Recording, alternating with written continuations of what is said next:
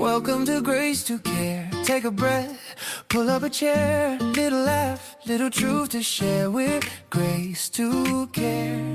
Together for the ones who hold it off through the late calls. Welcome back to Grace to Care. I'm Fern Sapp. And I'm Jessica Banner. And we're here to continue our conversations about grief, grit, and gift. Absolutely. And we're talking today about just some stories that we know can impact. In fact, we get an opportunity to interview ourselves. We're our first guest. We get to be guests. Yay! Guest number one, guest number two. That's right. Listen, and so today we really want to just share with you, take you on a backdrop or give you the journey that we walked on, because during our entire time together, it's so important for us that we're not here to teach, we're not here to talk to you, but we're here to take you on the walk and for us to walk together, because we're all on this journey of caregiving, be it we're a caregiver or a care receiver. And I often think about, Jessica, how there have been times when we've gone into the doctor's office, and when you go into the doctor's office, there are the pamphlets or the little handouts that are on the table, and they're there to tell you about whatever the diseases that you're facing. But what I always loved about them is that when you open them up, there's the story. So you usually have the person that may be faced with the new crisis talking about where they started from and what this meant for them and where they're going. And so that's what we're going to do today. We're going to take you on that journey. When I had those stories, it always helped me to know that I'm not crazy. And so if something went down at 2 a.m. in the morning and I was there alone, I could go back and reflect upon that story. And so that's what we want to do today, is to share with you some of our stories and where we've been, as a hope that when you wake up at 2 a.m. in the morning, you'll know I'm not alone and I'm definitely not crazy. Yeah, and we definitely wanted you to know more about our story with caregiving, and that we weren't just people who didn't really know much about it, that we've lived it. Both of us in different ways and stages, and in a couple of different ways, actually. So we just wanted you to know kind of what our street cred was, essentially, behind the scenes. So that's good. That's good. Well, I get a chance to be your guest and you get a chance to be my guest. So I'm going to sit in the hot seat. She is. You're up first. So as we jump into that, just want to kind of get started knowing a little bit about caregiving doesn't always start all at once. Sometimes it's sort of this gradual flow. So can you talk a little bit about how it really began? Oh, wow. That's so true. It was gradual. I think about how it started with my mother-in-law, and I began caring for her. When she came to Georgia, she came in her late 70s, early 80s. And when she got here, it didn't look like caregiving. What it was is I began to just help. So it was things like, helping her do her checkbook, or helping her pay out her bills, or helping her to do her doctor's appointment. Now, I wasn't driving her to the doctor because she drove until she was 92, okay? I literally had to take the keys from her, and I thought I was hiding them. Found out later on I wasn't. But that was all about helping. And so that's what it looked like. When I think about with my husband, Willie, again, it was not all of a sudden you're a caregiver. It was something very progressive. He was a jogger. He jogged all the time, an avid jogger. I went to the gym every day, and it looked like, okay, today my sciatica's hurting, right? And so now we're dealing with the sciatica, which seemed very simple, right? But then before you knew it was like, okay, the doctor says I need to get back surgery, right? And so you're walking through that space through back surgery, but you're walking through not thinking in your mind that we're going to be a caregiver. What you're walking through is thinking, we've got what does the doctor say? You got 3 weeks or whatever, or 6 weeks of healing. So you have that framed in your mind, and that's what you're thinking. And of course, it progressed and everything moved on until we hit the space of Parkinson's and cancer and, things of that nature. But it just was not. Today you're a caregiver, like you go to work and you get your new suit and your new uniform and say, today you start work. It wasn't that. It was a gradual process. Yeah, absolutely. I had something kind of similar with my grandfather. When he was originally diagnosed, he was still able to do so much of what he did. And it graduated. He had an oxygen tank that he carried with him. But he was still doing life, building things, doing his carpentry. But there was certainly a time and a space where it shifted and the level of care shifted. But the overall journey was a little more gradual till we reached that point. So I can understand that. At what At the time, did you recognize things as caregiving, or did you see things as something else? Really, I just saw it as I'm a helper. I'm a helper. And I don't know that I necessarily put a term or even knew the term, because if you think about it, when I was younger, I always hung around, the elders. Like I always hung around the older, family members. And Right. so I was always the helper. That's how I learned how to balance a checkbook, because I was always the one. My grandfather would say, that girl sure can cipher. And it was until I was a teenager that I remember he was saying, oh, decipher, DECIPHER, right? But he would say, that girl can cipher. And so I was just the person who always was taking the notes or, balancing the checkbook. And that's how I learned how to do those things. So I saw it just as a helper. And it was the same with Willie. When it was time for him, I just saw it as I'm going to help him to get through this process of healing, and he'll be back up, ready to run, headed to the gym in the next 2-3 weeks. Yeah, absolutely. Yeah. And I love that, because I think it segues in a great way to let's just talk a minute, stop and talk a minute about what is a caregiver? How do we want to define that in this space? Because like you said, it was like imagining being a helper. So, caregiving is any season in life where you are consistently showing up for someone else's well-being. That can be physically, emotionally, spiritually, even practically. And it often costs your own comfort, plans, and identity. And I love an additional piece of that is caregiving is showing up for someone else's life while learning how to keep showing up for your own. Isn't that such a powerful statement? It's powerful. It's powerful. It's powerful. And that's the reality of it, is that many of us care or give care, but we don't recognize that it doesn't matter what the time period is, because sometimes it could be for a short time. It could be a surgery that a person went through, but sometimes it could be a longer term. And so I think it's important to understand that caregiving can happen, first of all, at any season and any time in life. And not just that, but it doesn't have a timestamp on it. Sometimes it could be just a brief stint or a brief window, but it also can incur or be a time when it just incurs more time than what you thought it would. Yeah, absolutely. Sometimes it's days and weeks, and sometimes it can be years. Yeah. So I think that's a great way to also segue into our next piece of this is, so my next question is, what was one of the hardest things for you to admit as life was changing? I think the greatest thing was that life had changed. Life had changed. We all have this ideal, right? And we get it even when we're children. So we grow up with it saying, what do you want to be when you grow up, right? And so we all have fathomed this ideal of what life looks like for us when we've grown up.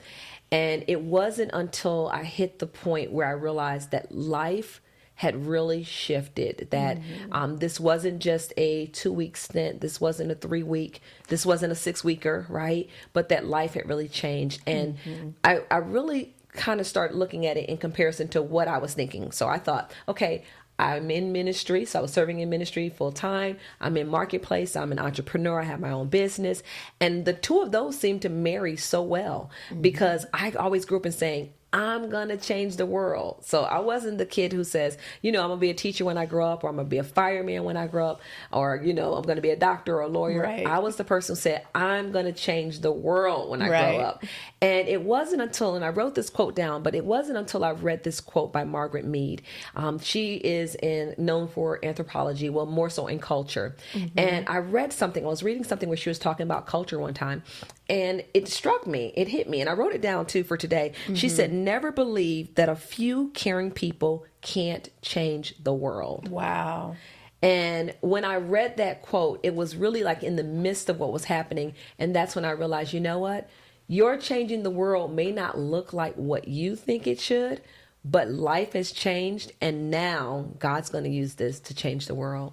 Right. Yeah. There's something really powerful about the fact that we're changing the world for at least one person. Yeah, absolutely. That is powerful. You talked a little bit about feeling that tension and feeling torn. Can you explain explain that tension between being strong and feeling weak? I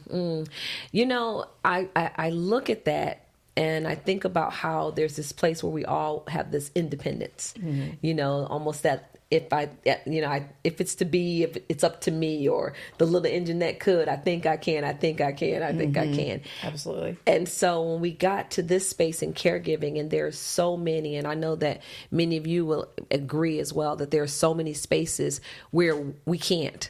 So even when you think you can, and there are so many places when we don't know. Even when you think about various diagnoses or stages of care, there's so much that we don't know. And so it was in that spot that I realized, you know what? I don't know. And is it difficult? Yes. Mm-hmm. Is it hard to be in a place where you don't know? It is, especially, when you're a very independent person. Mm-hmm. But it was in that space that I started getting the frame for grace and understanding, what grace really looked like, and understanding what it really meant to lean on a source that was greater than I, right? Mm-hmm. To lean on something and someone who knew all the answers, right? Far beyond what I could ever know. So I believe that that's when it, really occurred. I can really relate to that. We didn't talk about this, but back in my 20s, I had a period where I was having numbness all over my body, and I got sent to the doctor, and he really thought I might have MS. Wow. And I remember being in that place of wrestling. What is that going to mean? What will that mean for me? Because I'm an independent person too. We're kind of alike like that. But trying to wrestle, because I studied that in school. So I was like, I understand where this can go. And so I was like, what's that going to look like, having people have to take care of me if it goes that far? And the Lord blessed me, and that wasn't what happened. But I can relate to that tension between the strong and the weak. And, it kind of leads into the fact that, in that tension, it starts to strip things away, right? There is something as we go into that caregiving space, needing care and giving care, honestly, but especially as the caregiver, there are things that get stripped away, and there are things that surface. So for you, what did that look like? What did you feel like got stripped away, and what surfaced out of that transition? One of the greatest things, and sometimes we don't like to admit it, but the greatest thing was human pride.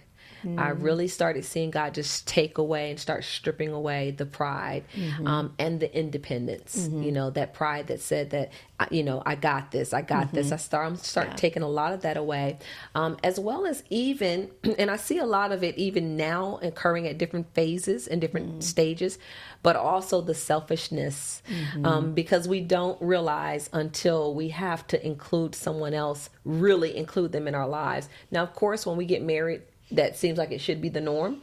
Sure. But for some of us, we do still see our own independence and our own dreams. And so God started really just stripping me from this pride and this selfishness to really realize that we were created, we were intended, whether we're married or not, or whether we're, single or divorced, or it doesn't matter. We were intended to do life together. Right. We were intended to do life together. That's all of humankind, no matter your race, your color, your creed, no matter your beliefs, what you believe, or not, what you don't believe. We were all intended to do life together. That's how it was. That's how we were created. And so that stripping away started causing me to really see some of what was underneath, but also caused me to start seeing a greater purpose, and to really start getting to what is life really all about. Why are we here? Why do these things start happening in our lives? And I know for you and I, for me, we believe that there is a sovereign God. And if he's in control, and he knows what's happening from the beginning to the end, I begin to just say, okay, you're taking this away, but what are you bringing to the table as you take it away? Yeah. And we kind of talked about this a little in pre-gaming. For me, it was that stripping away of priorities, the same thing, kind of helped hone that purpose, that the Lord cut things from my life that didn't really need to be there, but it also just really helped me hone in on this is the critical stuff, the really important pieces. And I love that it goes to purpose, right? And so when we look at that, at what point did you realize this journey wasn't just personal, but it was purposeful? I think it was when Willie and I had just a time in the bathroom together. And I went into the restroom, and you guys will get a chance. We wrote a book, and so you'll get a chance to purchase the book through our website. So we'll have it up there, and so you get a chance to really hear this story in full effect. But we were in the restroom, and I was helping him, and I looked at him, and I said, "I wish I had a fern." And he looked back at me, and he says, "I wish I didn't need a fern like this." Wow. And it was so sobering, so real that it gripped me. Yeah. And at that point, I realized that he had a voice. He was going through something like I was going through something. So there has to be a reason why we're here doing this together. It just can't be for naught. Right. And so I start realizing that there's something more here. There's Yeah. something more here. There was also a time too where in the same process is that I noticed that conversations were about care. I would have people get on my book for business, and they would be those that I was coaching and mentoring inside a business, and they get on my book. And so I'm thinking, and inside of my scheduler, you get a chance to select why you're having this appointment. Right. And so one of my slots is called one-on-one coaching. Okay. But they don't have to define in their notes. They can tell me whatever they want, but they don't have to define what they're looking to receive, right? I usually just go and start preparing the analytics and start looking at the metrics so that I know where they're at Gotcha. and how I'm going to coach them. Oh, wow. But what I start finding is that several of them were making the appointment, and in their conversation, they wanted to talk about how was I running business and still caring for my husband, because many of them were faced with now having to care for their spouses, having to care for their parents. Just they had a lot going on, and they were trying to understand, well, wait a minute, we know she cares for her husband, but how is she out here doing it? And that's when I was like, okay, something else is happening on a different level, and it's bigger. It's bigger. Yeah. Yeah. Why did you know this space needed to exist? That primarily for that reason, because I knew that we could either have one-on-one conversations and spend a lot of time, coaching and counseling, from that perspective, or we can come out and we could talk. We can sit down and have some conversations that we knew people could listen to at any time. They could listen to it with that person, so that now everybody's gaining a different perspective. They could hear themselves. And so I thought, you know what? Of course, there's this tugging and this pulling, and then you and I meeting and saying it's a podcast. But I thought, what a great way to not just keep it to ourselves or just do it in isolated moments, but to really sit down and talk to the world about where many of us are at. Yeah, absolutely. Yeah. This has been such a good conversation and so rich. If you had to kind of sum up a hit home point, what would you want to say to our caregivers today? That life will change. And I think that if we embrace the change, if we sit back and say, you know what, this is, I won't necessarily even say the new norm, but there's a reshaping, and we're going to talk about that a little bit, but there's a reshaping and a redefining that's happening right now.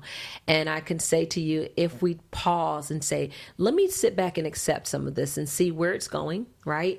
And what difference can it make, not just in your life, but in the lives of those around you. I believe that the journey can be a smoother ride, if you will. I'm not going to say that you won't go through difficulties or you won't face challenges, but I just believe it'll be a much smoother ride if we can pause and say, what does this mean? How can I embrace it? And how can I understand the assignment behind it? Absolutely. Yeah. Well, thank you for being my first guest today.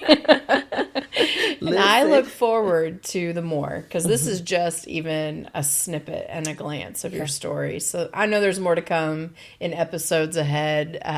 We'll get to know more about it and the process and the journey that you and Mr. Willie have been on together. I'm excited. I'm looking forward to sharing, more of it. Now, of course, you all know that she cannot get out of the chair without getting in the hot seat, right? So we've got to take her to that space, because I know that you entered caregiving as well. I did. And many times when I think about it, I think of the caregiving from your grandfather. But that wasn't the first time that you'd experienced caregiving. Talk about that. Yeah. When I think about caregiving, It's really been a part of my life. It wasn't even until we started to do Grace to Care that I really got to go back and evaluate life. And God really showed me that there's been this string even since I was a little girl, right? My best friend growing up, my 8-year-old boy across the street, best friend all through school, his older brother had muscular dystrophy. Wow. And it really, even as a child, affected how we moved, right? Like he came out and played with us and getting on and off the school bus and the needs that were there, and watching, being so close to someone who was so active, even as a sibling caring, it really shaped my life from the get-go. But there's more to it. We get a few years further down the road, and when I was 19, my dad got hurt. He was at work and had a work-related accident, and he had a catastrophic traumatic brain injury. Yeah. And, we talked a little bit about the progression of an illness, but there's also situations where things suddenly do turn a family upside down. And that was one of those situations and experiences for me. He was the primary breadwinner, so there was a lot of financial changes in the family. And I wasn't his primary provider, but as a family and a family member, that was definitely a drastic shift, and what did that look like and the journey for our family. And then a few years later at 33 is when I stepped in and started taking care of grandparents, doing in different capacities, but I did live in care with my dad's parents. Yeah. That's amazing because you were very young, and so there had to be a lot of emotion, that was wrapped in with that. I mean, not just even at 19, but if you think about the journey, a child, 19, 33, how does that look for you emotionally? Yeah. At 19, that was big, right? I was still a kid in some ways, just starting to plan for life. But that was really hard, going from being the person who took care of me to caring for or helping to care for. It was eye-opening, and it was a lot to wrestle down. And it was particularly difficult because he did almost pass away. So that injury was very significant at the time when it happened. So there was a lot of emotion tied up in that. But I remember in the beginning, there was a time I had to feed him, and there were times I was being taught how to walk him downstairs and things like that. And that was really emotional, walking through that process and realizing, because it was really probably the first time in my life outside of infants that I'd ever really physically hands-on done something to take care of somebody. So that was really emotionally significant. And with my grandparents, it was a little different because that was more knowing we were dealing with a terminal illness. And my grandpa was one of my favorite persons. And that was a significant journey on that anticipatory grief and whatnot. So definitely an emotional journey, and in different ways. Yeah. When I think about you taking care of your father and, being there to care for your grandfather, I'm reminded of a young lady, Tia Walker is her name. She's actually an author and just really a voice out there for caregiving. And she says something, she's written extensively about caregiving, and she says something that is really powerful. And I wrote it down. She said, to care for those who once cared for us is one of the highest honors. And when you share the story about having cared for your dad and then gone on to care for your granddad, that's one of the highest honors. I think about it even with Willie. The EMT guy asked me one time, he says, after they took him to the ambulance, he runs back in and he says, hey, I want to just come in and tell you, I go to places all the time and we just don't see people take care of their people. And thank you for taking care of him. This is a young EMT guy. Yeah. And I said to him then, I said, he's taken care of us for so many years. It's an honor, to take care of him. So when I hear your story, I think, wow, what an honor that you've taken care and you've taken care of those who have cared for you. And it felt that way. I wouldn't trade it. I mean, there have been some long nights and a few tears cried, more than a few. But I wouldn't trade it. It is a very humbling, honoring experience. For sure. We talk about how caregiving always brings something out. And we talked about what it brought out in my life, but how did caregiving change the way that you saw people or the way that you see people? I think one of the big things caregiving showed me was really just the humanity of a person. You definitely get to see the frailty of human life. You know, there's a lot to be said when you're watching somebody break down in some of their ability to do certain things, or you see that digression in capacities. And that's not just physical. There's an emotional weight to that. You're walking out the physical side of what does it look like to take keys away and have to have those hard conversations, and what does it look like that, you know, I remember times having to stay close by when someone used a restroom, you know, to make sure somebody didn't fall. And what does that look like to maintain dignity and honor, but also stay safe, you know? But also, there's also such resilience in that. You know, there's these beautiful moments where you get to watch the human process. You get to watch what acceptance and weighing and change of mind and change of heart. You watch priority shifts, and that's not even just for caregivers, that's care receivers. You know, sometimes you may see like, wow, I was really focused on work, but I'm seeing in the midst of this injury or in the midst of this thing that family was more important, or, you know, the time I have with people is even more important than the things that I am having to, that I'm not able to do anymore. So just the real strength of the human spirit, but also just how frail we can actually be sometimes. When you said that, it reminded me of something that I wanted to ask you about, and that is, you know, how it shifts us or teaches us this compassion and this advocacy, because there's a space where we're compassionate, but there's also the space where we have to become these advocates. Absolutely. Talk about that.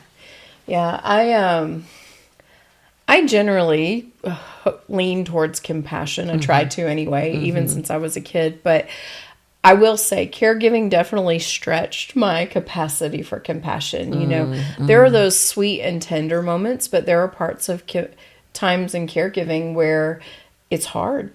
And you're dealing with high emotions and you're dealing with frustrations. And I remember many nights I went to bed going, Lord, I need help, because we were dealing a lot with fear. Not me, but dealing with what did that look like with the care receiver's fear and the challenges. And I was like, Lord, I want to have compassion. I want to do this well. I don't want to see a behavior. I don't want to see something that's needed in any other light than what it really is, because I want to be able to have compassion. I want to see the fear for the fear, so it doesn't feel, because it's easy when we're frustrated for things to feel personal. True. You know, like that's true in regular relationships. And, you know, like when we're frustrated, it's easy to personalize things. And when you're in the caregiving space, it's so important, because you're having to depend on each other and having exchanges that you wouldn't even in just your normal relationship. And so we just want to be mindful of, we got to have compassion in those places, because they can be kind of tough sometimes. They can be tough. And I love what you're sharing, because I can see it, and I know that you saw it, that there's this reshaping that happens and this reshaping that occurs. Even when we know that we were created or built for this, there's still this place where God has to mold us, or there's this molding that happens. Yeah, absolutely. Yeah. There is a stretching, and we definitely, it's like, it speaks to what you said about selfishness, right? Like we learn to be less about ourselves in the places we need to be, so that we can love deeper, right? So we can care with more compassion, care with more kindness. So that's good. That's good. So tell me then, because we're here at the podcast, right?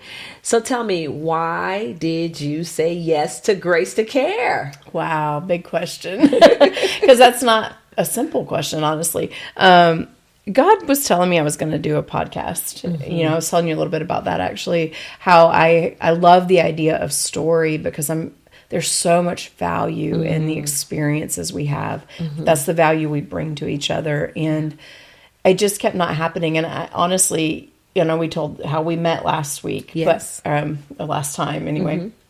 But I had been asking God, like, I know you want me to do this, but who do you want me to do it with? And that was one piece of the equation. But the other piece of the equation was, I would say a couple years ago, God approached me and was just like, I have an idea for you. And this isn't the Grace to Care piece, but I want to provide education for caregivers, which is a whole nother piece. And we've been talking about that too.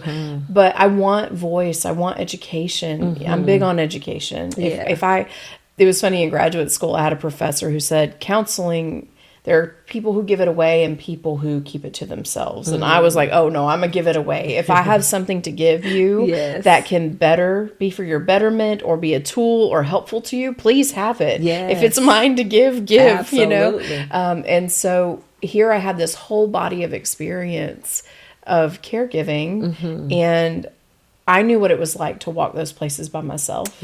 I knew those places I wish somebody just said something that would align and validate with what those nights looked like. And even being in doctor's offices and going, I don't know how, like, I don't even know what I don't know to ask questions. You know what I mean? And so I've learned some of that. And if I can share that with somebody else and that can be helpful, I wanted to do that. And so when this came, it's like, yes, absolutely. I'm all about community, and I'm all about giving education and tools and resources and just the power of story, because it helps us not be alone. I can hear in that, your heart, and I hear you're bringing that heart to the table. So if you had to share one thing with the people and you had to give them one thing, what would it be that you'd share? Because I know the beauty in it is that your heart is to give. And so what would be the thing that you share with those that are on the line or listening in? Oh, I think it would just be, we talked a lot about compassion today, but in caregiving, you're going to have compassion for yourself, compassion for the person you're serving, and compassion for yourself. And it's okay to also have grace, because there are going to be hard moments, and there's going to be incredible moments, and there's going to be sweet and tender moments, and there's going to be those things that get under your skin, but it's all covered in grace.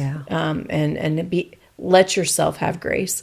Work, you may have to trim work sometimes. You may have to trim your social life sometimes. Like that was a big thing for me, right? Losing tons of social life. And what did that look like? And that was hard being young, like I'm in a place now where most of my peers were in their 30s, and so that just the grace that it's okay to be where you are, and it's okay to just walk the process. I'm very excited, and I love it because we can see how our voices work well together. And as you all could hear, you hear the clinical, you hear the counseling, you hear the pastoral, graces here, you hear the professionalism, you hear that, and so I'm excited about that. What do you say? Just about how well our voices come together, and how there is this meshing and this merging, if you will. I think it's great. I think one of the things that's awesome is you and I are wired similarly and very differently at the same time. And we have similar foundations, but we have a unique story. We have different skill sets, but they complement and they align with each other. And the beauty of our experience is it aligns our vision. And that's what I love about, everyone that's listening in on today, is that while you may not share the same story, we all share the same vision and the same heart.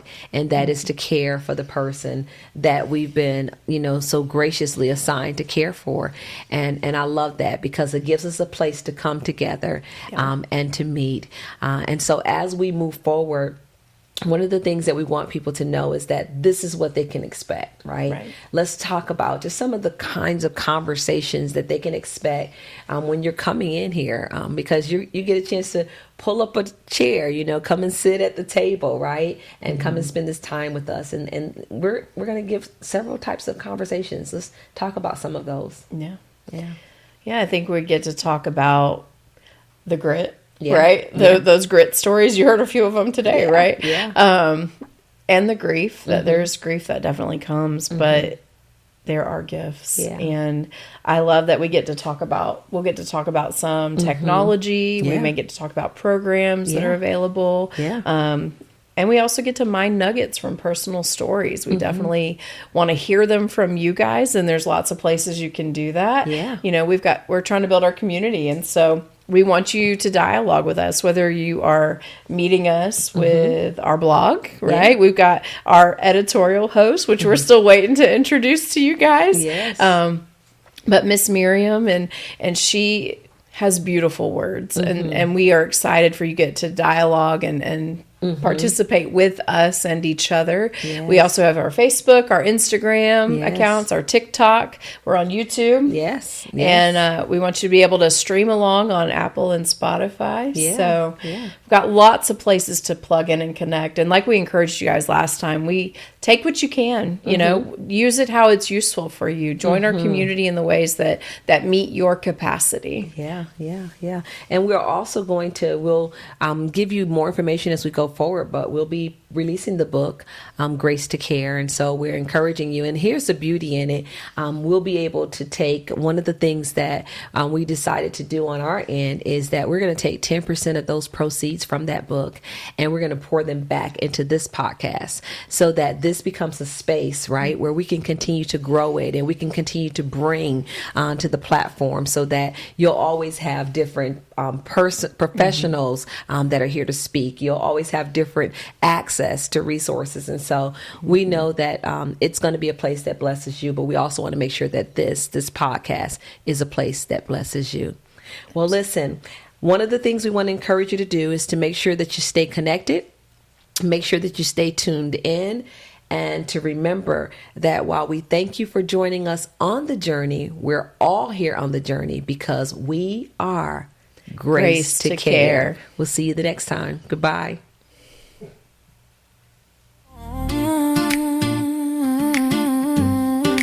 In caregiving, you're never meant to walk alone. We're Grace to Care together.